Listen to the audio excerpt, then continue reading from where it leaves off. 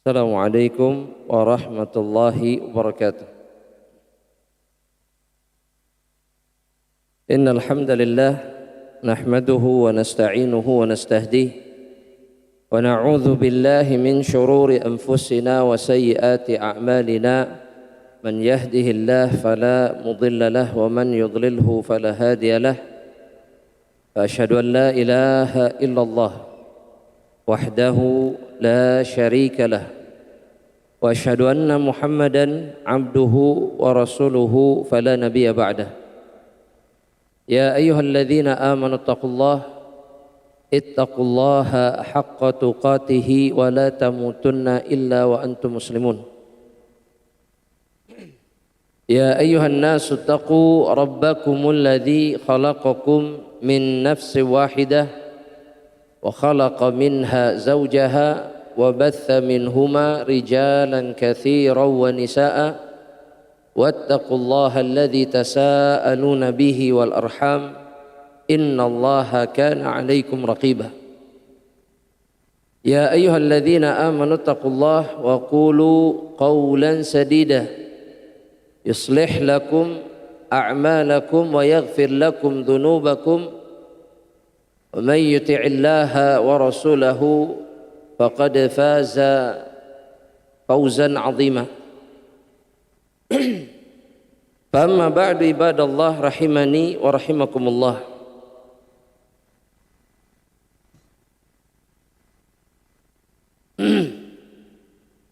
Kembali kita dipertemukan oleh Allah Subhanahu wa taala untuk melanjutkan perjalanan menuntut atau mencari ilmu di jalan Allah Subhanahu wa taala dengan harapan Allah kemudian mengizinkan kita untuk bisa memasuki surga yang telah dipersiapkan dan dijanjikannya,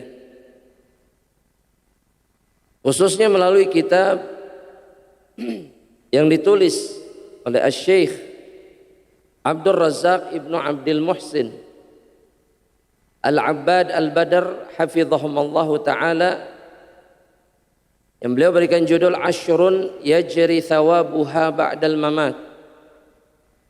10 perkara atau 10 amalan yang pahalanya tetap mengalir meskipun setelah kematian.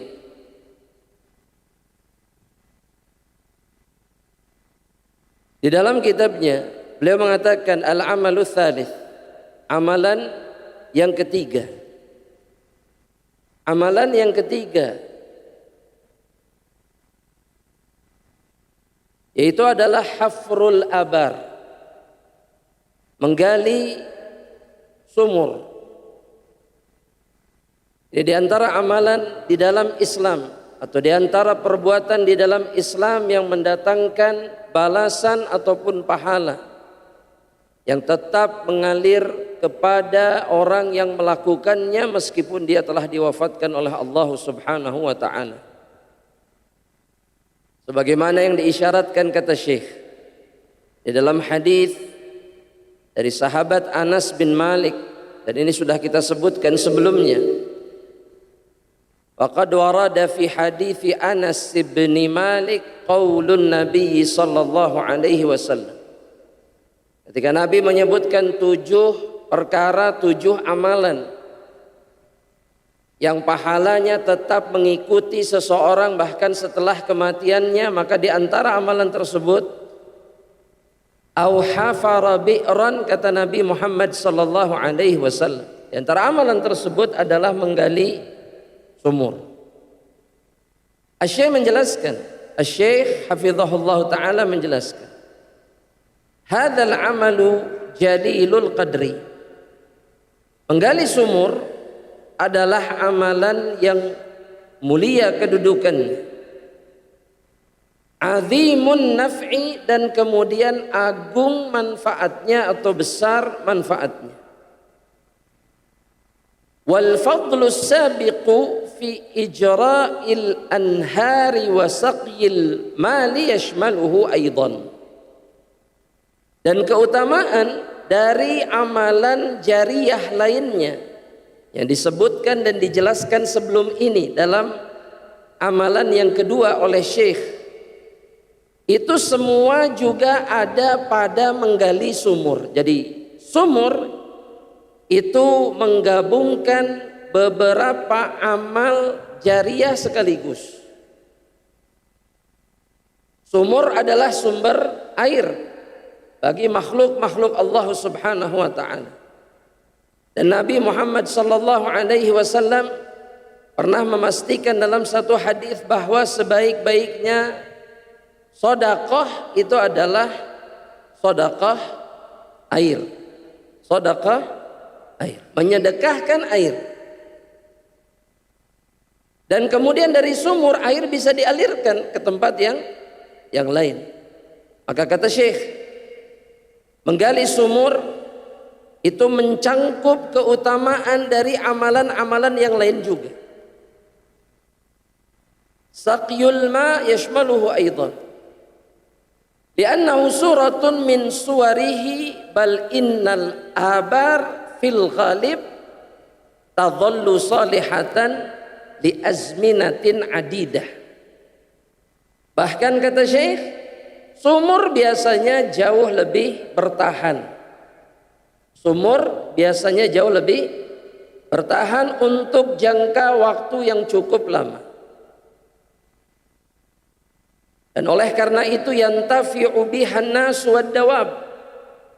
Oleh karenanya, karena dia bertahan lama, maka manusia, dan bukan hanya manusia, tapi juga hewan atau makhluk-makhluk Allah Subhanahu wa taala yang lainnya itu mengambil manfaat dari sumur. Ya, meskipun hari ini sumur jumlahnya tidak seperti dahulu kala. Makanya keberkahannya berkurang. Keberkahannya berkurang.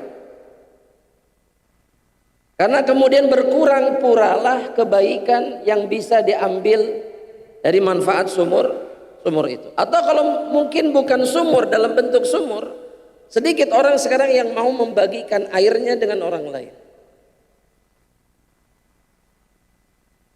Dan semua itu terjadi karena tidak sadarnya seorang muslim betapa banyak pahala yang dia hilangkan dengan tidak mau membagikan air yang dia miliki. Saya mau tanya jemaah, air itu akan habis atau tidak? Air itu akan habis atau tidak? Tidak. Oh, siklus air selalu ada sampai yaumil qiyamah. Akan habis. Kecuali siklusnya berhenti. Itu akan terjadi 3 tahun sebelum turunnya Dajjal. Itu akan terjadi. Sehingga air hilang. Tapi selama siklusnya masih ada, air ada. Tidak akan habis. Jangan takut kehabisan air. Apalagi jika dibagikan untuk kebaikan. Nah, banyak orang terkena syubhatnya itu. Jangan boros. Jangan boros itu sampai tidak mau membagikannya kepada orang lain. Paham maksud saya jemaah? Bagikan, kasih. Kalau memang banyak, kasih orang lain yang nggak punya, yang butuh. Dan itu sedekah di sisi Allah Subhanahu wa taala. Wa qad sahha 'anin Nabi sallallahu alaihi wasallam, telah sahih dari Nabi Muhammad sallallahu alaihi wasallam. Bainama rajulun bi tariqin ishtadda 'alaihi al-'atshu. Nabi menjelaskan dalam satu hadis yang diriwayatkan oleh Imam Bukhari dan juga Imam Muslim. Ketika seorang laki-laki di dalam satu perjalanan dia kehausan, fawajada bi'ran, dan kemudian dia menemukan satu sumur, fanazala fiha. Kemudian dia turun, fasyarib, dan dia minum dari sumur itu. Tsumma kharaja, kemudian dia keluar, fa idza kalbun yalhathu. Maka yang dia saksikan itu adalah seekor anjing sedang menjulurkan lidahnya karena kehausan, yalhath. Yalhath itu ketika lidahnya menjulur akibat kehausan. Maka Nabi mengatakan ya'kulu thara minal 'atsh. Bahkan anjing ini sampai makan tanah karena saking kehausan. Jadi menjilati tanah dia saking kehausan.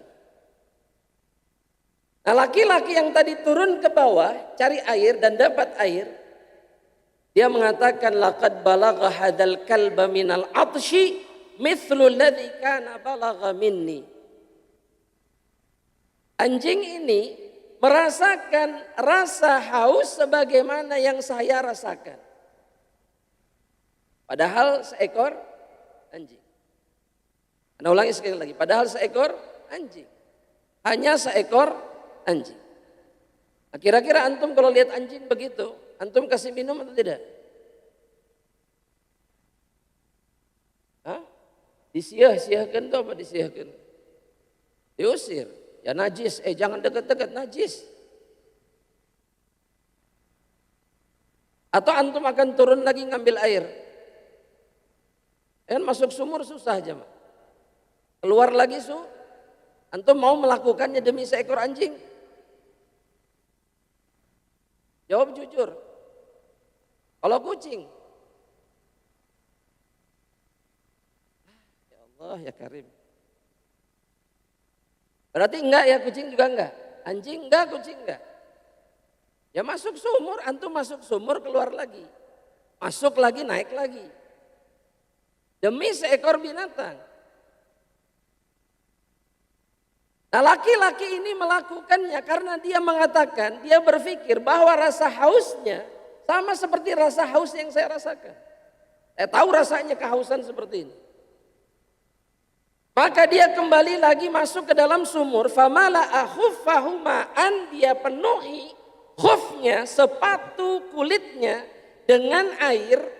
Tsumma amsakahu bifihi, kemudian dia gigit dengan mulutnya. Naik ke atas, maka dengan itu dia kemudian memberikan minum kepada sang anjing. Fasyakarallahu lahu faghafara lahu. Maka yang berterima kasih kepada dirinya, kata Nabi Muhammad SAW, adalah Allah, bukan si anjing.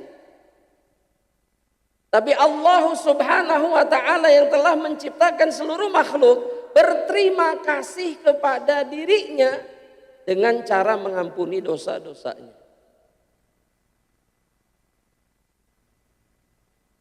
Seagung itu, sebesar itu pahala yang didapatkan oleh seseorang yang membagikan air. Makanya Nabi ketika ditanya, afdhalus shadaqah, apa itu afdhalus shadaqah? Shadaqah yang terbaik apa ya Rasulullah? Al-ma', kata Nabi, air. Air. Membagikan air itu, makanya antum lihat di tanah haram itu yang dibagi-bagikan, yang sering dibagikan apa? Air. Air, kenapa? Karena afdhalus shadaqah. Orang bilang, oh ini karena panas. Enggak, mau panas, mau dingin, air yang dibagikan. Karena Nabi memastikan dia adalah afdhalus shadaqah. Dan setiap orang kemudian yang mendapatkan manfaat dari air itu, maka orang yang menjadi penyebab dia berhak mendapatkan pahala. Lalu ya Rasulullah, maka kemudian para sahabat ketika mendengar kisah ini, mereka bertanya kepada Rasulullah SAW, Inna lana fil bahaimi la ajran. Ini kita dapat pahala ya Rasulullah ketika berbuat baik kepada hewan. Maka Nabi mengatakan fi kulli kabidin ratbatin ajrun. Ini kaidahnya. Pada setiap makhluk Allah yang hidup, maka kita akan mendapatkan pahala ketika berbuat baik kepadanya. Yang penting makhluk hidup. Coba sebutkan makhluk hidup apa aja? Manusia, hewan, tumbuh-tumbuhan, apalagi bebatuan. Gak hidup bebatuan. Apa hidup? Jin, berbuat baik sama jin boleh? Boleh nggak berbuat baik sama jin? boleh. Boleh. Iya. Tanpa harus merendahkan diri kepada mereka. Berbuat baik itu boleh. Tapi kan kita nggak tahu jin ada di mana. Tahu nggak ada jin ada di mana? Nggak tahu. Iya, kita ngasihnya ke siapa juga, kita nggak tahu. Tapi berbuat baik kepada seluruh makhluk, meskipun sebagian ulama mengatakan begini, dengan memakan makanan yang halal, sisa makanan yang kita makan itu akan dimakan oleh jin. Sisa makanan kita, dagingkah atau apapun yang kita makan, maka itu dimakan oleh jin. Nah, kita jika memakan yang halal, maka jin muslim akan memakan makanan itu. Sisa makanan kita. Fa in kana Allah, jika Allah Subhanahu wa taala, perhatikan kata Syekh, jika Allah qad ghafara li hadzal rajuli dzunubahu, jika Allah mengampuni bagi laki-laki ini dosa-dosanya. Gara-gara apa? Li'annahu saqa kalban, karena dia memberikan minum kepada anjing. Fa kaifa dhannu biman hafaral bi'ra? Maka bagaimana dengan orang yang menggali sumurnya? Wa tasabbaba fi wujudiha, dan kemudian menjadi sebab keberadaannya, kata Syekh. Hatta irtawa wa tafa'a biha khalqun katsir, sampai makhluk-makhluk yang banyak itu kemudian bisa menghilangkan dahaganya dan kemudian mengambil manfaat dari sumur tersebut. Maka pasti dia akan mengumpulkan semua kebaikan dari apa yang dia lakukan itu. Makanya ada satu orang yang saya tahu itu sodakohnya sumur, betul-betul sumur. Di daerah yang memang kesulitan air.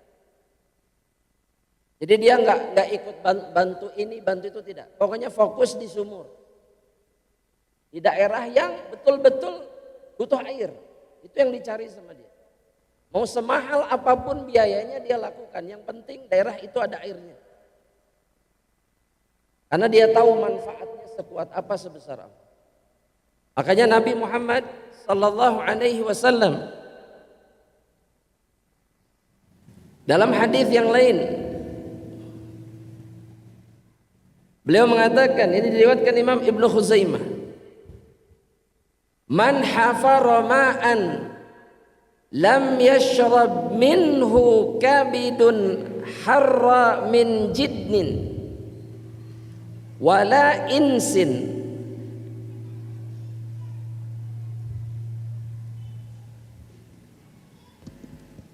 barang siapa yang menggali sumur dan kemudian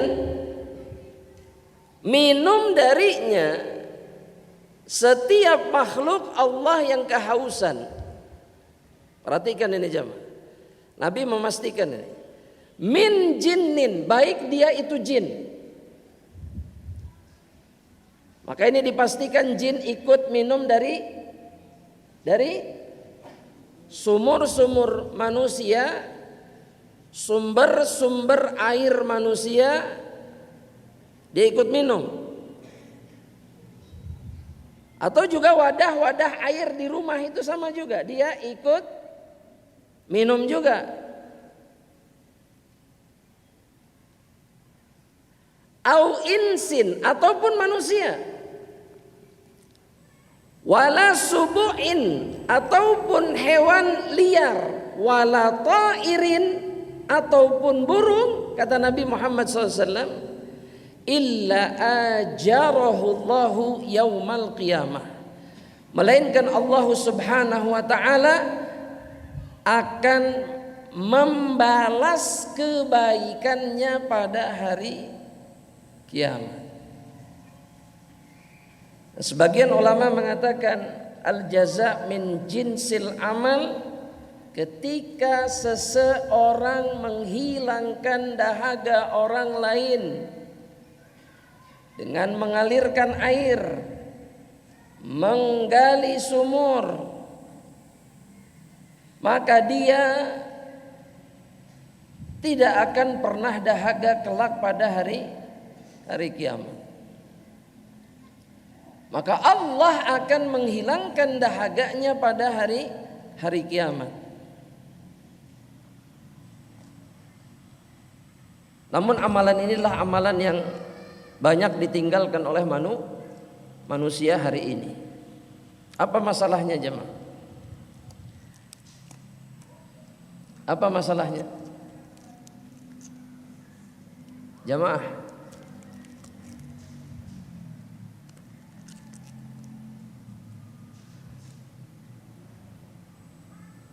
kenapa tidak mau gali sumur? Saya mau tanya, gali sumur sama beli HP lebih mahal mana? Tergantung HP-nya. Ya. Gali sumur berapa? 15 juta. Wah, banyak HP harga 15 juta sekarang dibeli sama orang. Puluhan bahkan lebih mahal lagi, Pak ya. 15 juta tapi pahala mengalir sampai hari kiamat terus menerus selama sumur itu masih ada airnya. HP mengalirkan pahala atau tidak? Dijawab jamaah. Mengalirkan pahala atau tidak? Oh, mengalirkan pahala, Masya Allah. Gimana caranya? Oh, memposting kebaikan, Masya Allah. Antara postingan kebaikan dengan postingan yang tidak baik, mana yang lebih banyak? Antara kebaikan yang dilihat dengan ketidakbaikan yang dilihat, mana yang lebih banyak? Nah, ini sama sebetulnya statusnya benda ini itu seperti khamar jemaah. Sama. Ada manfaatnya ada. Tapi madorotnya jauh lebih banyak. Khamar sama, judi sama juga. Judi ada manfaatnya tidak? Ada. Cuman dosanya, keburukannya jauh lebih banyak. Kecuali pintu keburukannya ditutup semua.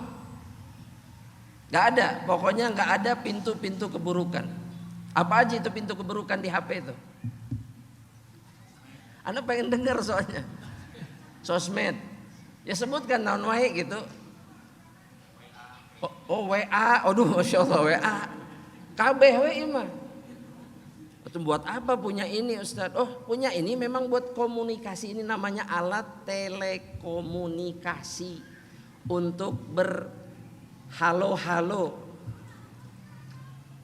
Bisa dipahami jemaah? Subhanallah, betapa banyak kita membuang harta untuk sesuatu yang sia-sia. Kita tidak pernah menyesal, sedangkan ada begitu banyak amal saleh yang mengalirkan pahala tanpa henti. Kita tinggalkan begitu saja. Di antaranya membangun atau menggali sumur.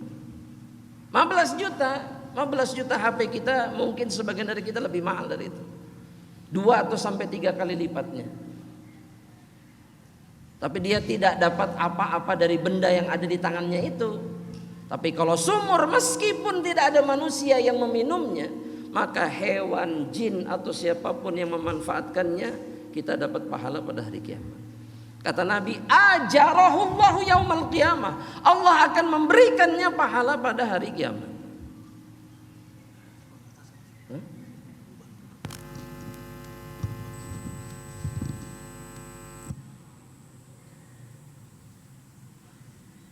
Taib.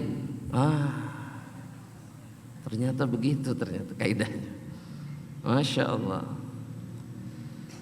Kita lanjutkan jamaah rahmatullahi Allah. Asy-Syaikh kemudian berpindah kepada amalan yang keempat. Gharsun nakhli. Amalan keempat yang mengalirkan pahala bagi seorang hamba Allah, itu adalah menanam pohon kurma. Kenapa disebut kurma? Karena ini yang disebut dalam hadis. Meskipun para ulama mengatakan ini berlaku untuk pohon-pohon yang lainnya. Sama, menanam pohon apapun. Asy-Syaikh menyebutkan sebagaimana yang disebutkan oleh Nabi Muhammad sallallahu alaihi wasallam dalam hadis Anas sebelumnya. Di antara amalan yang mengalirkan pahala bagi seorang hamba Allah itu adalah menanam pohon nakhl. Nakhl itu artinya kurma. Asy-Syaikh beliau mengatakan qad taqarrara fis sunnati anna an-nakhla afdalul asjar. Telah tetap di dalam sunnah Nabi Muhammad sallallahu alaihi wasallam bahwa yang namanya pohon kurma itu adalah sebaik-baiknya pohon dan kemudian sebermanfaat-manfaatnya pohon, yang paling banyak manfaatnya. Wa aktsaruha aidatan 'alan nas. Dia adalah pohon yang kemudian paling banyak impactnya, dampaknya kepada manusia. Yang maksud di sini adalah manfaatnya. Bahkan kata Syekh, Nabi sampai sallallahu alaihi wasallam, Nabi sampai mempermisalkannya dengan seorang muslim. Jadi muslim itu dipermisalkan seperti pohon kurma sebagaimana yang dikatakan oleh Nabi Muhammad sallallahu alaihi wasallam di dalam hadis yang diriwayatkan Al-Imam Bukhari dan juga Al-Imam Muslim. Kata Nabi Muhammad sallallahu alaihi wasallam, "Inna minasyajari syajaratan la yasqutu waraquha." Di antara pohon itu ada pohon yang tidak pernah jatuh daunnya. Pohon kurma pernah jatuh daunnya atau tidak? Gugur gitu, gugur daunnya tidak pernah.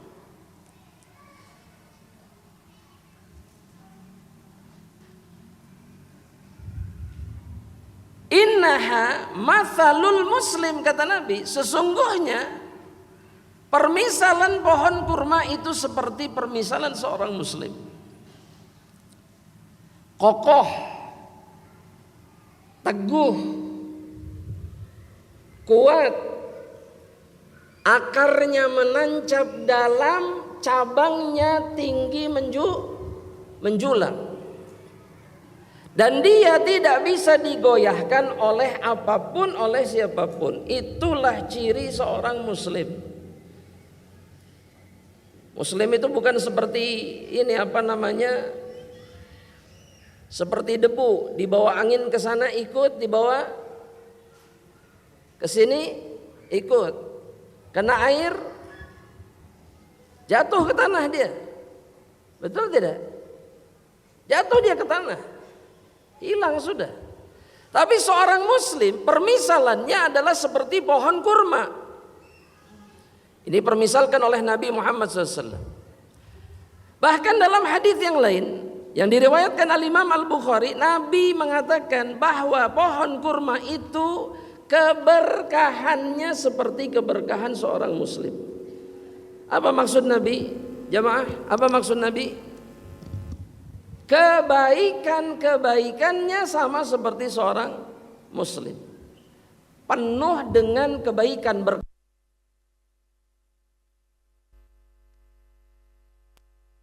Semestinya seorang muslim adalah orang yang penuh dengan kebaikan-kebaikan. Muslim itu berkah. Yang dimaksud dengan muslim itu berkah, artinya muslim itu memiliki begitu banyak kebaikan, bukan memiliki begitu banyak keburukan. Karena sifat muslim itu baik bukan buruk.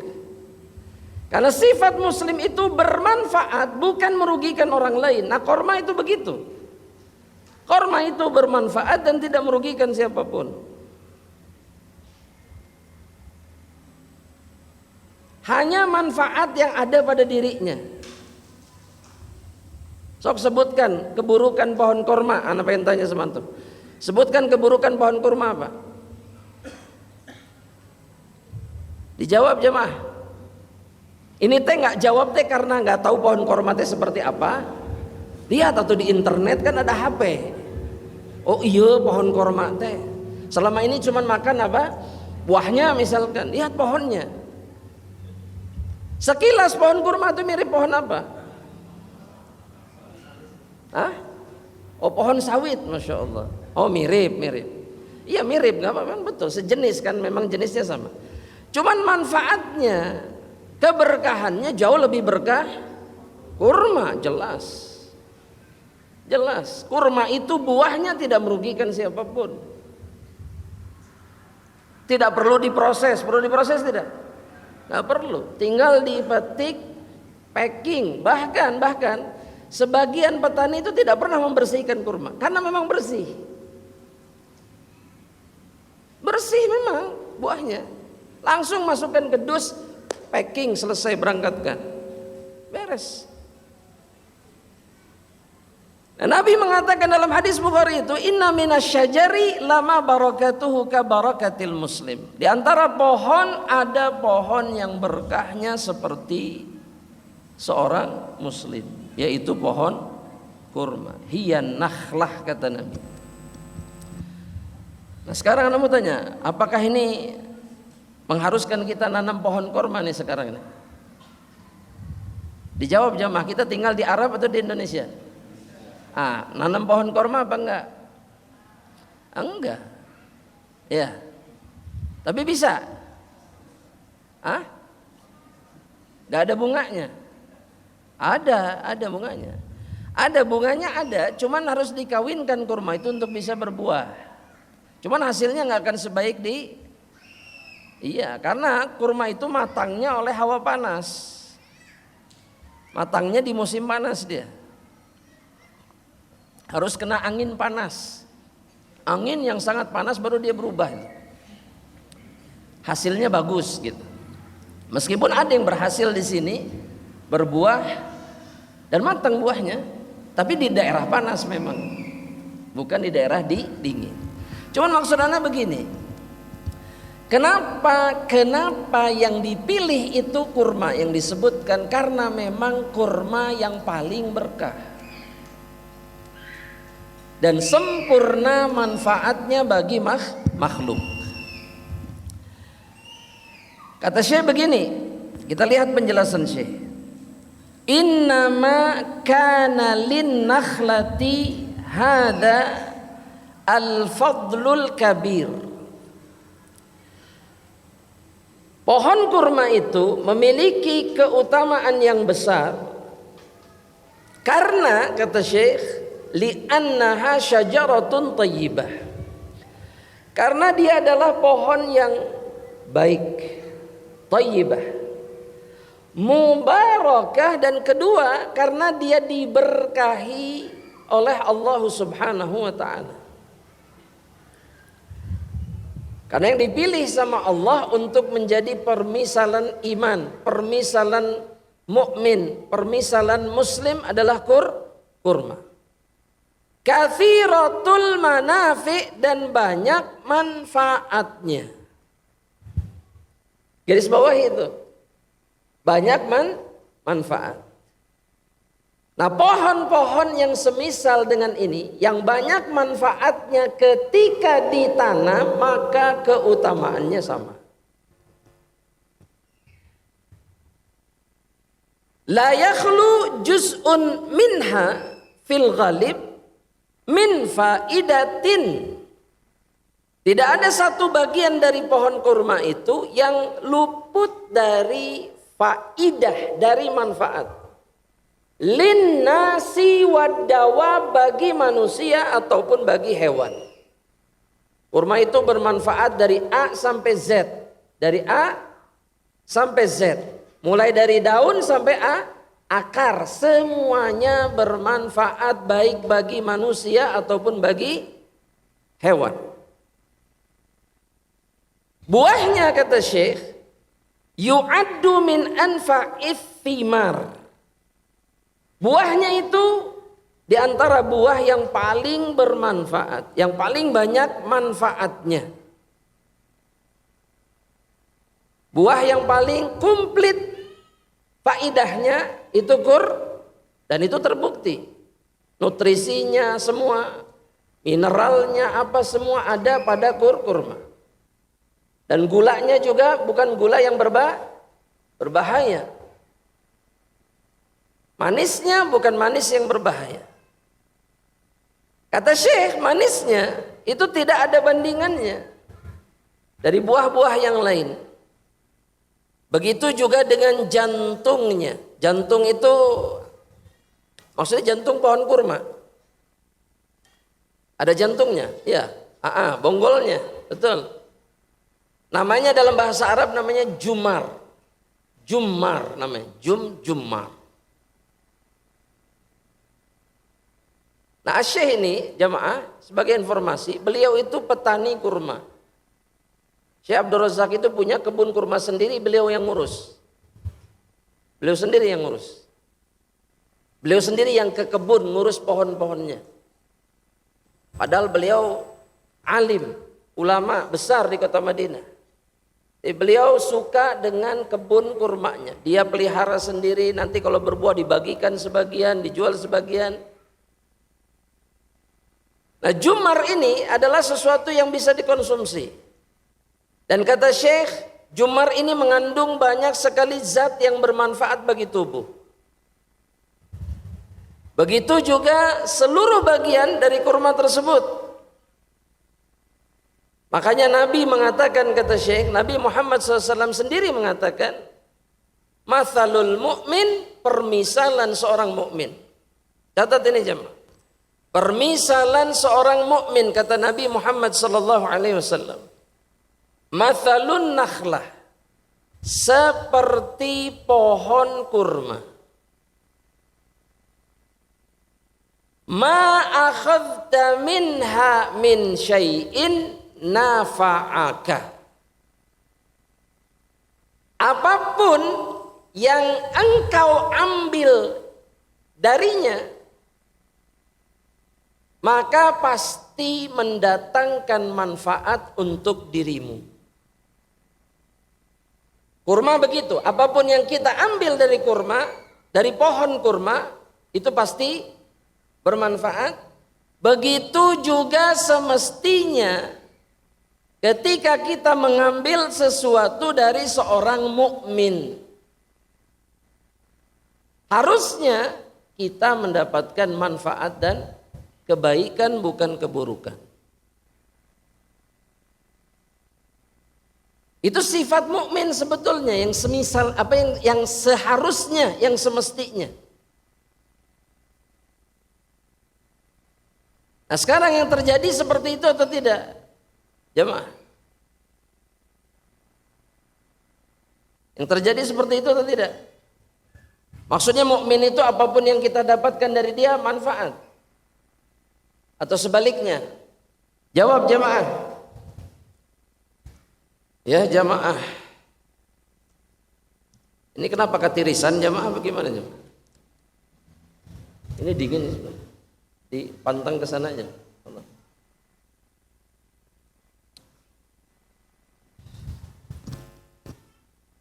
Sekarang seperti itu atau tidak jamaah? Sekarang seperti itu atau tidak jamaah? Jazakallah khair.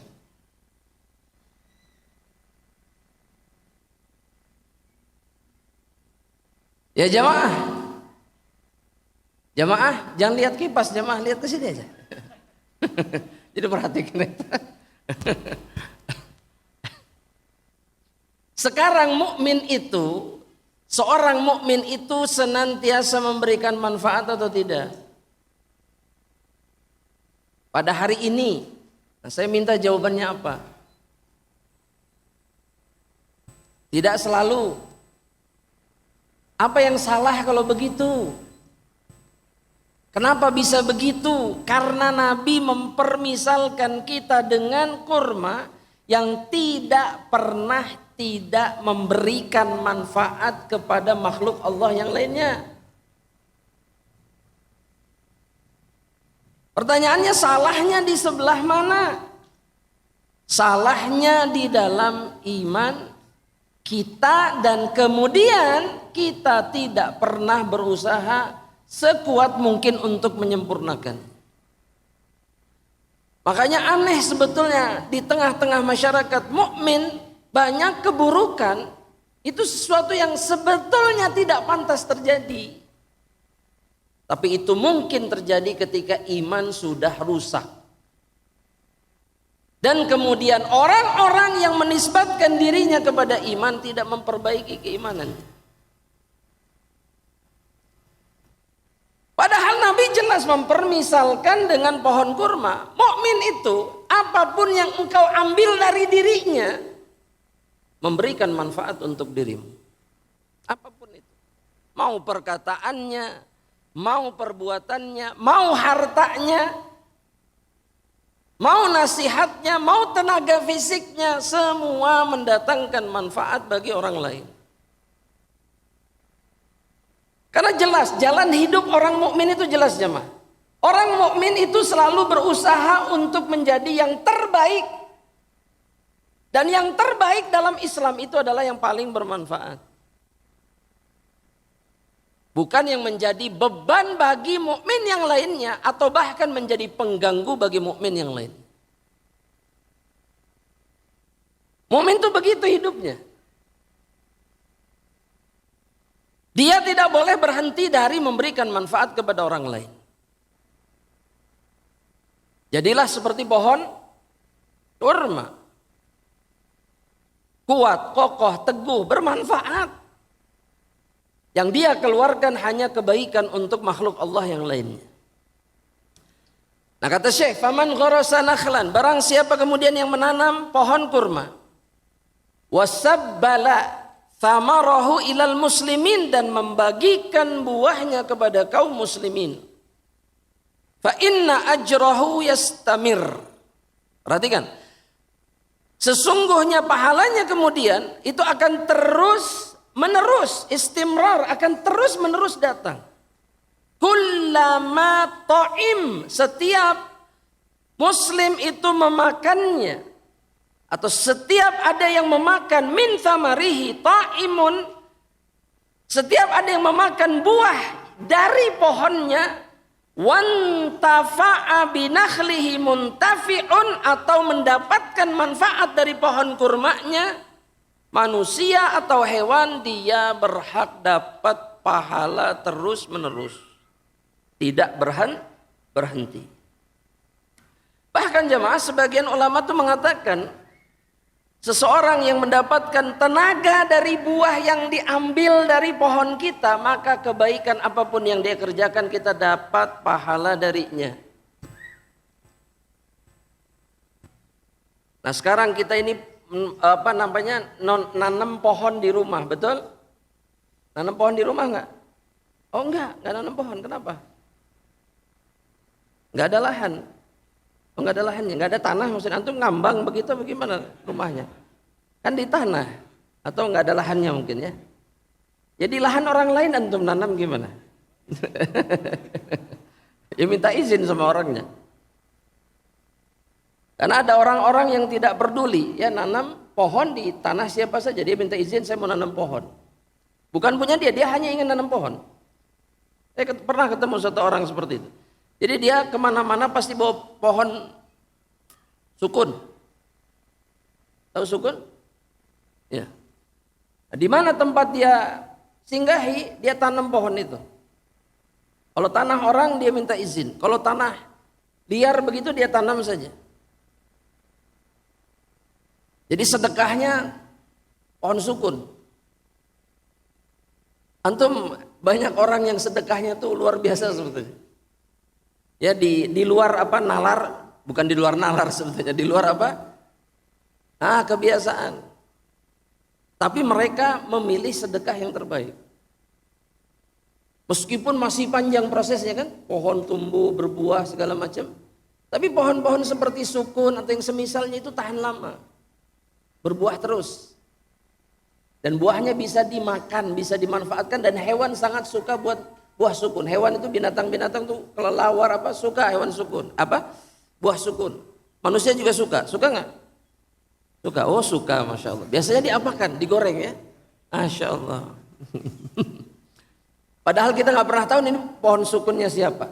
Karena pohon sukun itu biasa ditanam pinggir jalan biasanya. Ketika jatuh buahnya yang disikat. Kita nggak tahu siapa yang nanam. Halal nggak? Halal. Halal. Tapi maksud Anda, orang yang menanam selama buahnya pohonnya masih berbuah dan bermanfaat bagi orang lain, dia berhak dapat pahala. Fakullu man zara'a fal ajrul azim, fahadzal ajrul azim, maka pahala yang besar ini kata beliau dari menanam pohon itu mencangkup semua pepohonan. Wa inna ma khussatin nakhlatu bidzikri fil haditsis sabiq. Kenapa kurma yang disebut kalau begitu dalam hadis sebelumnya kata Syekh? Karena kurma punya keunggulan dan faidah yang mengungguli semua pohon. Kurma itu rajanya. Kurma itu pohon yang paling bermanfaat yang ada di atas permukaan bumi ini. Udah gitulah bahasanya begitu. Kenapa begitu? Karena Allah yang milih, Rasulullah SAW yang mengatakan. Bukan hanya karena ini ada di Arab, bukan.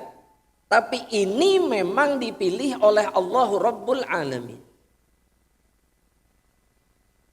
Dan Allah dalam Al-Quran juga mempermisalkannya dengan pohon kurma seorang mukmin itu kan. Asluha thabitun wa far'uha fis sama. Ya. Orang mukmin itu atau permisalan kalimat thayyibah itu seperti satu pohon yang menancap ke dalam tanah, cabangnya menjulang tinggi. Abdullah bin Mas'ud mengatakan ini kayaknya pohon kurma. Nabi bertanya, kalian tahu ini pohon apa kata Nabi? Yang dimaksud sama Allah Subhanahu wa taala. Kata Abdullah bin Mas'ud apa? Kurma, tapi dalam hati. Dalam hati jawabnya beliau. Sama kan seperti hadirin kan seringnya begitu dalam hati kan? Ditanya apa ini? Oh kayaknya ini nih. Tapi nggak pernah melewati apa kerongkongan. Berhenti di hati. Nah sahabat juga sama, tenang. Antum punya pendahulu kalau begitu. Ya. Ternyata betul kata Rasul. Rasul katakan ini pohon kurma. Jadi Allah yang memilih pohon kurma itu, nggak berlebihan. Karena Allah yang menciptakan pohon kurma. Nah ini berlaku untuk semua pohon yang sama. Ya, untuk semua pohon yang manfaatnya serupa atau yang banyak manfaatnya. Fakullu man zara'a syajaratan fantafa'a bihan nas wad-dawab wat-tuyur. Maka setiap manusia yang menanam pohon dan manusia, binatang, hewan-hewan yang berjalan di atas permukaan bumi ataupun yang terbang seperti burung, memakannya atau mengambil manfaat darinya, kanat sodakotan lahu, maka menjadi sodakoh untuk dirinya, yasiluhu ajruha fi hayatihi wa ba'da mamatihi, ketika dia masih hidup dia dapat pahala, bahkan ketika dia sudah mati dan pohon itu masih bermanfaat, maka dia pun tetap dapat pahalanya. Dan yang sering kita lupa jemaah, Islam itu mengajari, menganjurkan, bahkan sangat menganjurkan kita untuk menanam pohon. Ya, sunnah yang banyak ditinggalkan. Jadi banyak keanehan hari ini tuh jemaah. Orang muslim disuruh saving atau menjaga air. Islam itu, orang muslim itu agamanya adalah agama yang mengharamkan boros air. Kenapa harus diajari? Kenapa harus diajari? Kenapa harus dibuat campaign, dibuat pengumuman? Islam itu syariatnya mengharamkan kita untuk boros air. Haram, nggak boleh. Hatta untuk wudhu sekalipun. Kata Nabi, kalau rumah kalian di depan sungai besar mengalir airnya deras, maka kalian gunakan secukupnya air itu untuk wudhu. Aneh juga, yang aneh lagi, kita diajak menanam pohon. Orang muslim itu nggak usah diajak nanam pohon. Karena nanam pohon itu bagian dari ibadah di dalam agamanya. Betul nggak ini jemaah? Anda mau tanya, nanam pohon bagian dari ibadah atau tidak? Hah? Sok, apa dalilnya? Antum bilang ibadah tadi. Apa dalilnya? Yang tadi itu salah satunya. Ketika pohon ini bermanfaat, Ustadz, saya dapat pahalanya. Dan pohon pasti bermanfaat. So, kan mau tanya, pohon bermanfaat atau tidak? Secara umum bermanfaat atau tidak? Bermanfaat. Paling tidak apa manfaat umumnya? Menjaga apa? Menjaga udara. Betul. Terus apa lagi? Kau bisa berteduh. Maksudnya buat manusia itu bermanfaat. Menghalangi sinar panas buat manusia itu apa lagi? Oh, tempat berteduh, bersarangnya, berdiamnya makhluk-makhluk Allah pohon itu. Burung, semut, kumbang, apa semuanya. Tongeret, semuanya. Ya jamaah, saya baru tahu jamaah, tongeret itu ternyata makhluk Allah yang sangat luar biasa. Ya, makhluk yang ditugaskan sama Allah untuk menyuburkan bumi itu tongeret. Makanya dia suka pipis itu. Kan antum kalau lagi musim tongeret banyak suka berasaan kayak basah gitu ya. Di bawah pohon suka ngerasa gitu nggak? Kalau anak ngerasa gitu. Iya betul. Ser-ser kok kayak hujan padahal ente gitu. Ternyata itu pipisnya tongeret. Iya. Pokoknya kalau lagi tongeret kuak, antum jalan di bawah pohon itu pasti sejuk, prul gitu. Iya. Nah dia itu fungsinya adalah menyuburkan tanah. Dan ketika banyak tongeret pasti tanahnya subur. Subhanallah, makhluk yang suka tiba-tiba nanti mati di jalan gitu. Pohon tempatnya pohon. Dan Islam memang betul-betul menganjurkan kita untuk menanam pohon. Nah saya sekarang mau bertanya sama hadirin, dalilnya apa?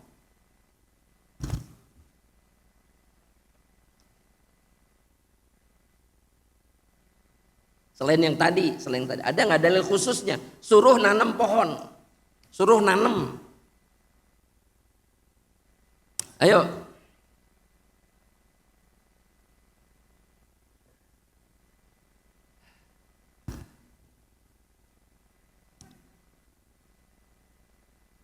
Wah ini lagi searching semuanya.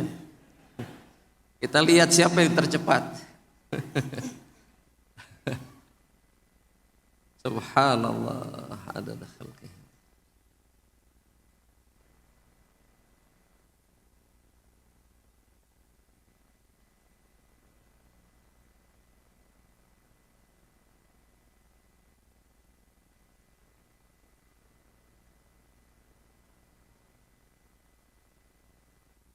Sudah ketemu? Baik, ana duluan kalau begitu. Tulis jemaah. Rasulullah sallallahu alaihi wasallam dalam hadis yang sahih diriwayatkan Imam Bukhari dan juga Imam Ahmad. Kata Nabi Muhammad sallallahu alaihi wasallam, "Idza qamatis sa'atu wa fi yadi ahadikum fasilatun fa in istata'a alla taquma hatta yaghrisaha falyaghrisha." Jika terjadi hari kiamat kata Nabi, dan di tangan kalian masih ada tunas pohon. Di tangan kalian, ini kiamat ini. Kiamat tangan kalian ada tunas pohon. Nah, jika kalian sanggup menanamnya sebelum kiamat itu terjadi, jeger gitu terjadi, maka tanam, kata Nabi Muhammad SAW, tanam tunas itu, tanam pohon itu, padahal setelah itu kiamat. Paham maksudnya enggak? Kalau kalian, di tangan kalian ada tunas pohon yang bisa ditanam, bibit pohon yang bisa ditanam, padahal mau kiamat. Kata Nabi, tanam dulu sebelum kejadian kiamat. Saking pentingnya menanam pohon itu di dalam Islam. Siapa yang baru sadar ini? Siapa yang baru sadar? Kayaknya semuanya baru sadar. Bahwa menanam pohon di dalam Islam itu serius itu.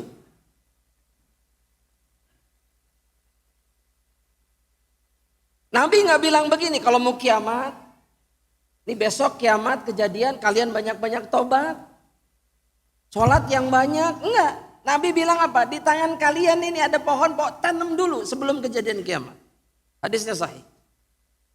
Itu yang menyebabkan kemudian Umar ibnul Khattab mencela semua mukmin yang dijumpainya yang tidak menanam pohon apapun di rumah. Dan itu terjadi dalam sebuah riwayat, diriwayatkan. Riwayatnya sahih. Diriwayatkan oleh Al-Imam As-Suyuti di dalam Al-Jami' Al-Kabir. Disebutkan begini, ada seorang sahabat Nabi namanya Umarah ibnu Khuzaimah ibnu Thabit. Ini anak sama bapak sahabat dua-duanya. Nah, Umar pernah mengatakan kepada ayah saya yang sudah tua renta pada saat itu. Ketika berjumpa, Umar bertanya, "Ma yamna'uka an taghrisu ardak?" Apa yang membuatmu tidak mau menanami tanahmu ini? Kosong aja tanahnya, nggak ada pohon sama sekali. Kenapa nggak ditanami, kata Umar?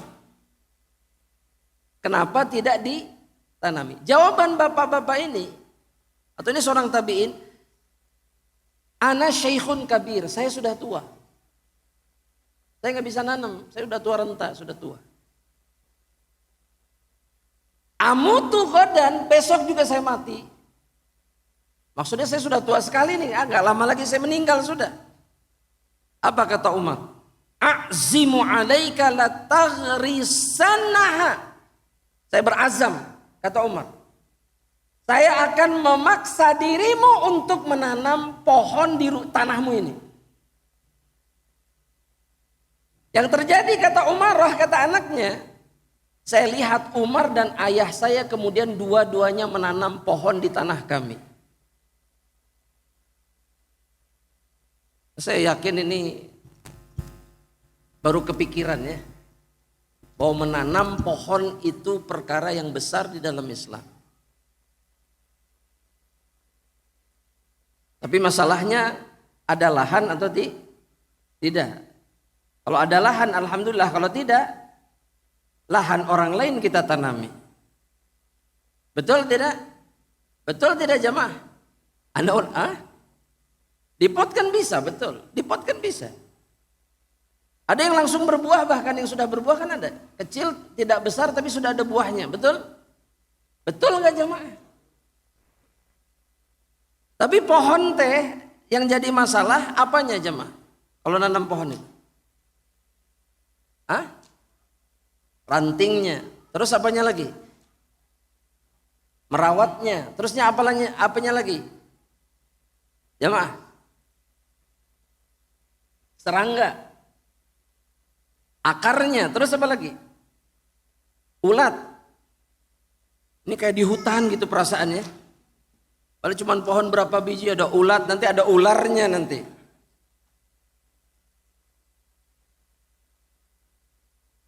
Ulat tinggal dibersihkan, ranting tinggal dipotong, daun tinggal disapukan, selesai. Selesai nggak? Selesai. Kerjakan sendiri olahraga, betul nggak? Betul nggak nih jemaah? Tapi yang kita akan dapatkan adalah pahala yang terus menerus karena makhluk Allah mengambil manfaat dari apa yang kita tanam. Hewan yang kemudian menjadi penghuni pohon tersebut akan mengalirkan pahala untuk kita. Manusia-manusia yang udaranya tersegarkan oleh pohon yang kita tanam, kita berhak dapat pahalanya. Kadang-kadang jutaan orang itu kalah oleh satu orang yang menyadari ini. Ada satu orang yang mampu menanam jutaan ribuan pohon di satu tempat. Yang gersang sehingga sekarang jadi hutan. Satu orang mampu melakukannya di saat jutaan orang yang lain. Mereka tidak peduli dengan apa yang menjadi keutamaan bagi diri mereka. Karena menanam pohon itu ibadah. Nah mulai sekarang berarti kita, Masya Allah. Kita lihat ya, bulan depan insya Allah. Masya Allah. Baik, kita lanjutkan dulu jemaah. Qala Rasulullah sallallahu alaihi wasallam. Ini hadis yang terakhir di poin yang keempat tadi. Nabi Muhammad sallallahu alaihi wasallam dalam hadis sahih diriwayatkan Imam Bukhari dan Muslim. Qala Rasulullah sallallahu alaihi wasallam.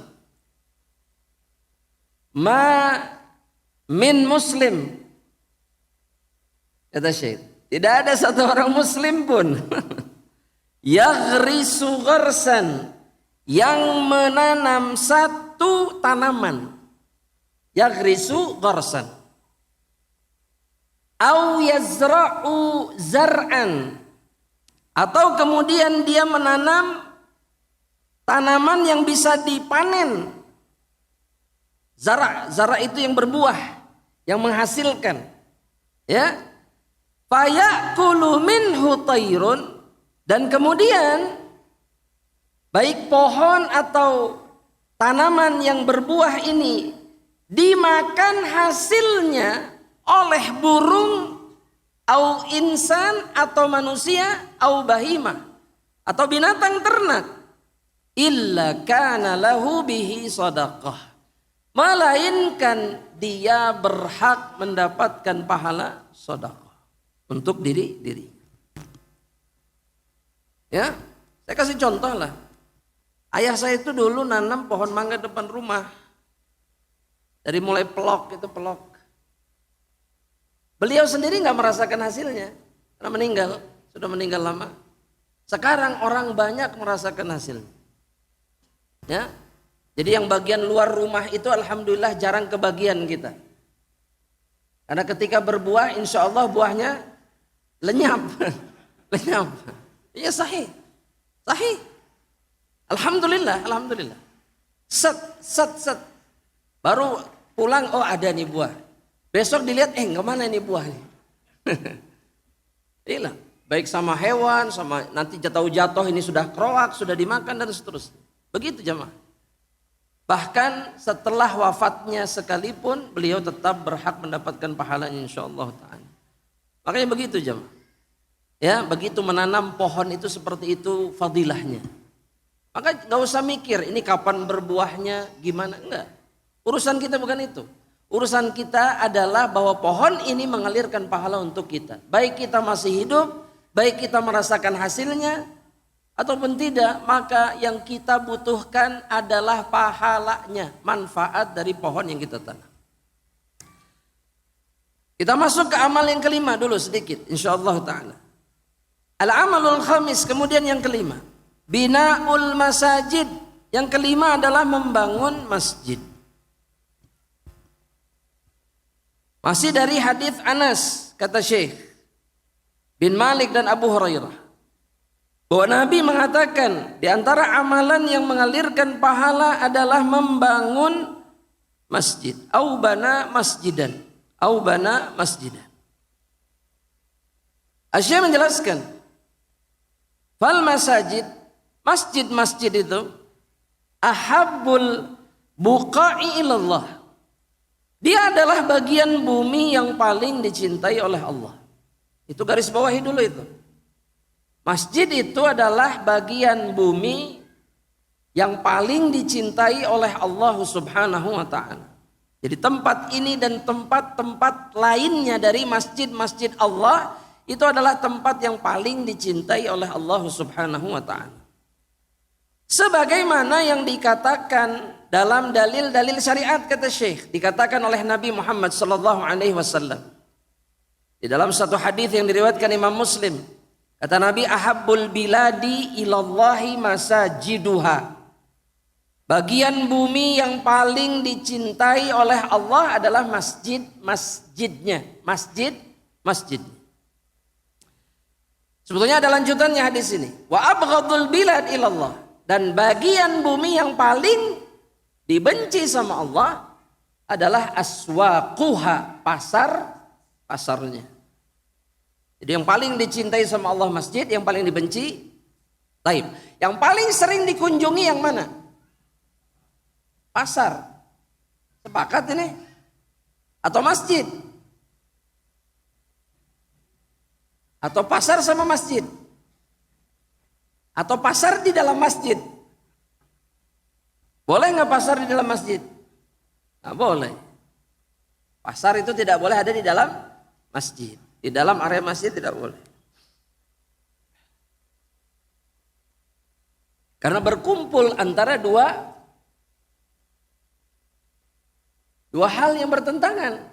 Yang satu dicintai, yang satu dibenci. Tapi sayangnya tadi jawabannya ketika ditanya mana yang lebih sering dikunjungi, jawabannya pasar, bukan masjid. Kenapa pasar?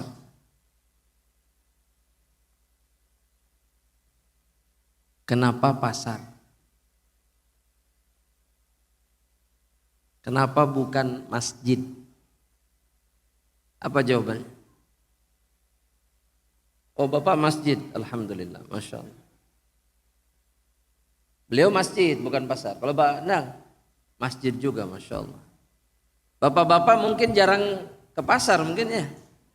Oh, yang sering ke pasar siapa? Oh, ibu-ibu. Berarti yang sering ke pasar ibu.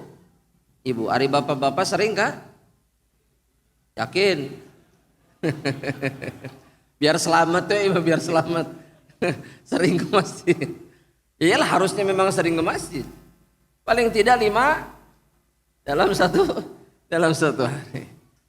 Subhanallah. Nah, masjid ini tempat yang sakral bagi kaum muslimin. Tempat suci. Makanya tidak selayaknya masjid ini kemudian dijadikan tempat-tempat yang tidak pantas. Karena sebagian orang menjadikan masjid itu sebagai tempat yang tidak pantas. Tidak sesuai dengan kedudukan dan kemuliaannya. Ingat, tempat ini adalah tempat yang paling dicintai oleh Allah. Masjid itu tempat yang paling dicintai Allah. Berarti mulia atau hina? Mulia. Oleh karenanya tidak boleh dihinakan oleh perbuatan-perbuatan yang dibenci sama Allah. Itu kesadarannya harus begitu di kepala seorang mukmin itu. Tidak boleh melakukan sesuatu yang merendahkan masjid. Karena masjid itu tempat yang sangat mulia.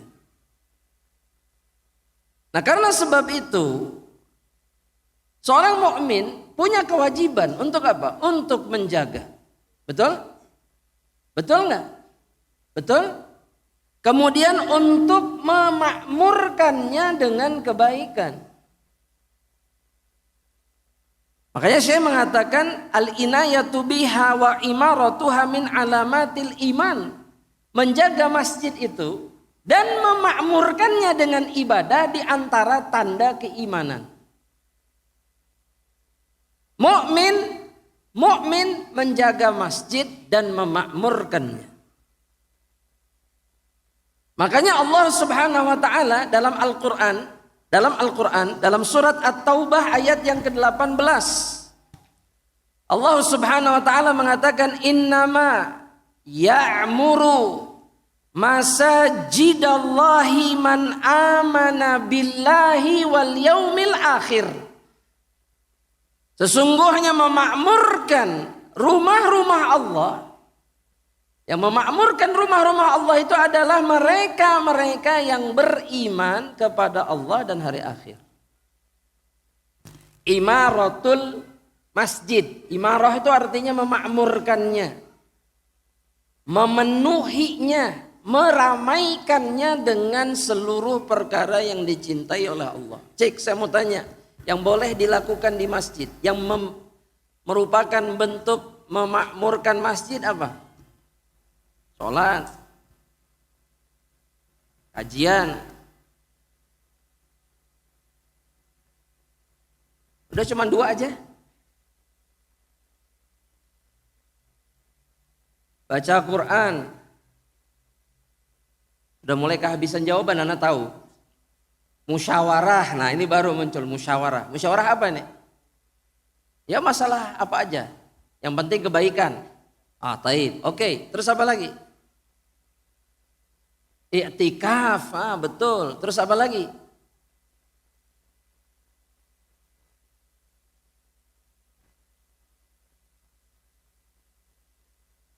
Kumaha ini? Masa memakmurkan masjid cuman segitu? Cuman gitu aja maksudnya? Membagikan makanan, oke. Sedekah berarti, sok. Apalagi selain itu? Dibersihin, dirawat, ahsan. Itu juga diantara memakmurkan masjid. Dijaga, dibersihkan ketika kotor, dikasih wewangian. Terus apa lagi selain itu? Ayo. Merenovasi masjid, Masya Allah. Terus apa lagi? Sudah mulai kehabisan. Wahai kaum muslimin, ini rumah Allah ini. Dipakai apa saja. Masa cuma dipakai sholat, terus dimatikan listriknya ketika sholatnya sudah selesai. Dicepretkan, udah. Rumah yang kita jadikan sebagai tempat sholat itu yang disebut dengan masjid, itu bukan punya kita. Punya Allah. Tapi banyak di antara kita bersikap seakan masjid itu punya dirinya. Orang lagi sholat paruman kabeh cetak. Paruman krek. Ditungguan dina panto iraha keluar dan jamet. Ya Allah, rumah Allah, biarkan dia menghabiskan hajatnya kepada Allah Rabbul Alamin. Pernah merasakan itu enggak jemaah? Rumah siapa ini? Rumah Allah.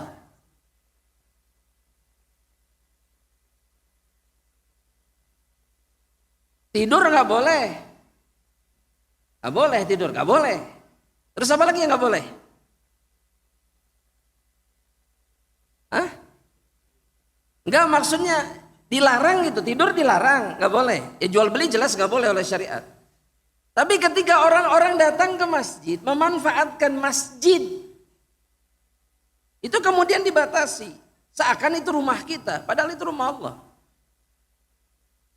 Paham maksudnya jemaah? Dan masjid tidak terbatas hanya untuk kebutuhan-kebutuhan itu. Bahkan di zaman Nabi Muhammad SAW, masjid itu tempat mengadukan masalah. Masjid itu tempat menikah. Bahkan di zaman Nabi terjadi akad nikah di masjid ada. Masjid itu adalah tempat di mana Nabi mengajak kaum muslimin untuk memperhatikan saudara-saudara mereka. Nih si fulan datang mengadukan ini, siapa yang bisa bantu? Bantu, tolong. Masjid itu tempat di mana kaum muslimin berkumpul dan kemudian mencurahkan apa yang mereka punya di dalamnya. Bahkan sebagian sahabat berolahraga di dalam masjid. Olahraganya di dalam masjid.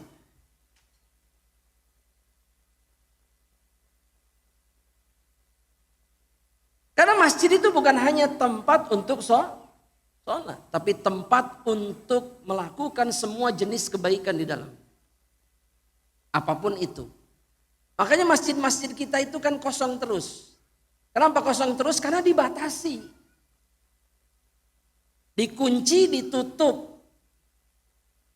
Iya kan? Kemudian tidak pernah dimanfaatkan sesuai yang diinginkan oleh syariat. Saldonya dijaga, tidak boleh turun. Harus selalu naik. Saya pernah Jumatan, tapi saya nggak khutbah, saya duduk ikut mendengar Jumatan. Tapi sebelum Jumatan diumumkan, saldo kas masjid 500 sekian juta. Besar sekali kalau buat anak itu, wah, besar sekali. Bisa bikin masjid lagi. Tapi dipertahankan, jangan sampai turun, naik terus. Nanti di akhirat, apa yang akan dijawab kemudian di hadapan Allah ketika Allah bertanya, kenapa dia tidak dipakai untuk kepentingan kaum muslimin. Makanya ketika ada satu masjid di satu wilayah yang mengenolkan saldo masjidnya, itu sebetulnya yang begitulah semestinya yang dilakukan dalam Islam. Karena apa yang masuk bukan milik kita, milik kaum muslimin dan harus dimanfaatkan untuk kepentingan kaum muslimin. Karena masjid adalah rumahnya Allah, bukan rumah kita. Dan yang memakmurkan masjid hanya mukmin sejati. Yang kangen sama masjid cuman mukmin. Yang peduli sama masjid cuman mukmin. Yang ingin menghidupkan masjid cuman orang beriman. Bukan orang-orang yang hanya menjalankan ritual, ke masjid pulang, enggak. Tapi dia ingin menjadikan masjid sebagai tempat yang bermanfaat. Dan begitulah semestinya. Baik, sampai di sini dulu jamaah rahmatullah. Wallahu ta'ala alam bishawab.